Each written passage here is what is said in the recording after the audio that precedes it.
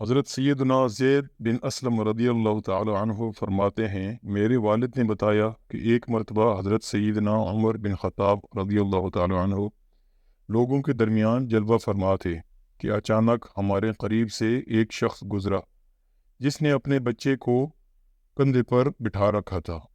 حضرت سیدنا عمر بن خطاب رضی اللہ تعالی عنہ نے جب ان باپ بیٹے کو دیکھا تو فرمایا، جتنی مشابہت ان دونوں میں پائی جا رہی ہے، میں نے آج تک ایسی مشابہت اور کسی میں نہیں دیکھی۔ یہ سن کر اس شخص نے عرض کی، اے امیر المؤمنین رضی اللہ تعالی عنہ، میرے اس بچے کا واقعہ بہت عجیب و غریب ہے۔ اس کی ماں کے فوت ہونے کے بعد اس کی ولادت ہوئی۔ یہ سن کر آپ رضی اللہ تعالیٰ عنہ نے فرمایا، پورا واقعہ بیان کرو۔ وہ شخص عرض کرنے لگا، اے امیر المؤمنین رضی اللہ تعالیٰ عنہ، میں جہاد کے لیے جانے لگا تو اس کی والدہ حاملہ تھی۔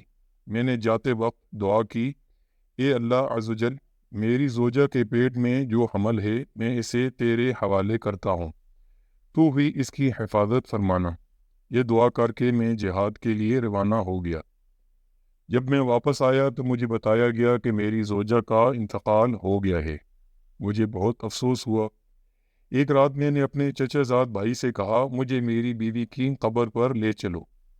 چنانچہ ہم جنت البقیع میں پہنچے اور اس نے میری بیوی کی قبر کی نشاندہی کی۔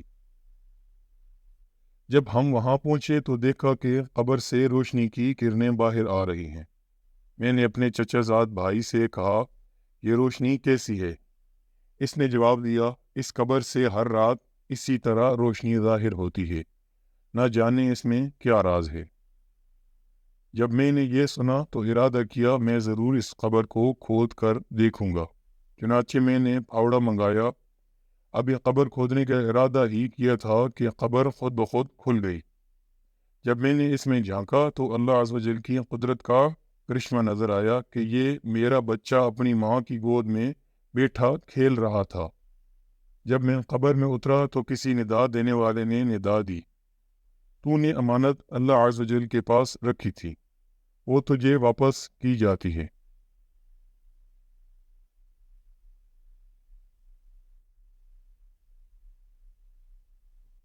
جا اپنے بچے کو لے جا۔ اگر تو نے اس کی ماں کو بھی اللہ عز و جل کے سپرد کیا تو اسے بھی صحیح و سلامت پاتا۔ بس میں نے اپنے بچے کو اٹھایا اور قبر سے باہر نکالا۔ جیسے ہی میں قبر سے باہر نکلا، قبر پہلے کی طرح دوبارہ بند ہو گئی۔ صحابی رسول صلی اللہ علیہ وسلم اور رضی اللہ تعالیٰ عنہ نے اپنا بیٹا اللہ عز و جل کے سپرد کیا تو اللہ عز و جل نے اسے قبر میں بھی زندہ رکھا۔ اللہ